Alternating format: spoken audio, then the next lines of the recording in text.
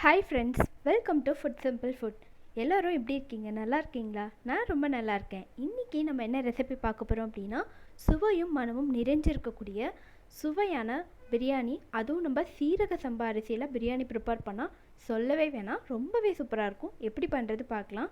1/2 kilo அளவுக்கு chicken எடுத்துகிட்டு நல்லா வாஷ் பண்ணிவிட்டு 1 ஸ்பூன் அளவுக்கு மிளகுத்தூள், 1/2 ஸ்பூன் அளவுக்கு மஞ்சத்தூள், 2 ஸ்பூன் அளவுக்கு மிளகாய்த்தூள் சேர்த்துட்டு தேவையான அளவுக்கு உப்பு சேர்த்துடலாம். ஒரு லெமன் எடுத்து அதோடைய ஜூஸ் இதோட சேர்த்துட்டு நல்லா மிக்ஸ் பண்ணி விட்டுடலாம். இது ஒரு 1/2 மணி நேரம் நல்லா ஊறட்டும். பிரியாணிக்கு இந்த மாதிரி சிக்கனை நல்லா ஊற வச்சு பண்ணுறப்ப ரொம்பவே டேஸ்ட்டாக இருக்கும். ஸோ குக்கரை எடுத்து ஹீட் பண்ணிவிட்டு அதில் 2 டேபிள் ஸ்பூன் அளவுக்கு ஆயில் சூடு பண்ணிவிட்டு கூடவே 1 டேபிள் ஸ்பூன் அளவுக்கு நெய்யை சூடு பண்ணிடலாம்.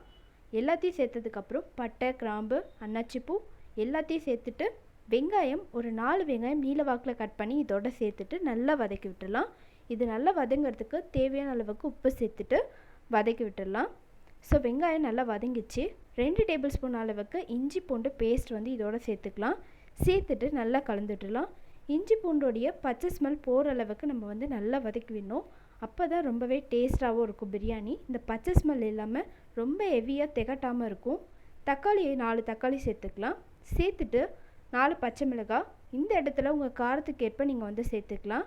ஸோ சேர்த்துட்டு நல்லா சாஃப்டானதுக்கப்புறம் மஞ்சத்தூள் 1/2 ஸ்பூன், 1 ஸ்பூன் அளவுக்கு மிளகாய்த்தூள் சேர்த்துட்டு பிரியாணி மசாலையும் சேர்த்துக்கலாம். இந்த பிரியாணி மசாலா நம்ம வீட்லேயே ஃப்ரெஷ்ஷாக ப்ரிப்பேர் பண்ணது. அதாவது பிரியாணி செய்கிறதுக்கு கொஞ்சம் நேரத்துக்கு முன்னாடி தான் இதை ப்ரிப்பேர் பண்ணேன்.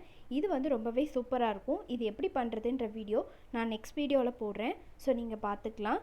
ஸோ இந்த மாதிரி ஃப்ரெஷ்ஷாக பண்ணுறப்போ பிரியாணி இன்னமும் டேஸ்ட்டாக இருக்கும். இல்லைனாலும் நீங்கள் கடையில் வாங்கி பிரியாணி மசாலா சேர்த்துக்கலாம். ஸோ அதை இதோட சேர்த்துடலாம். 2 ஸ்பூன் அளவுக்கு பிரியாணி மசாலா சேர்த்துட்டு நல்லா கலந்து விட்டுடலாம். இது எல்லாமே நல்லா வதங்கினதுக்கப்புறம் கொத்தமல்லி, புதினா 2 கைப்பிடி அளவுக்கு எடுத்துக்கலாம். 1 கைப்பிடி அளவுக்கு கொத்தமல்லியும் 1 கைப்பிடி அளவுக்கு புதினாவும் சேர்த்துக்கலாம். இன்னும் நல்ல ஸ்மெல்லு கொடுக்கும்.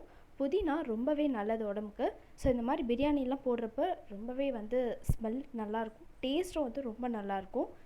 அதாவது புதினா, கொத்தமல்லி கொஞ்சம் நல்லா வதங்கினதுக்கப்புறம், அதாவது பாதி வதங்கினதுக்கப்புறம் நம்ம ஆல்ரெடி எடுத்து வச்சுருந்த சிக்கன், நல்லா மசாலா சேர்த்து வச்சுருந்த சிக்கனை இதோட சேர்த்துடலாம். சேர்த்துட்டு நல்லா வதக்கி விட்டுடலாம்.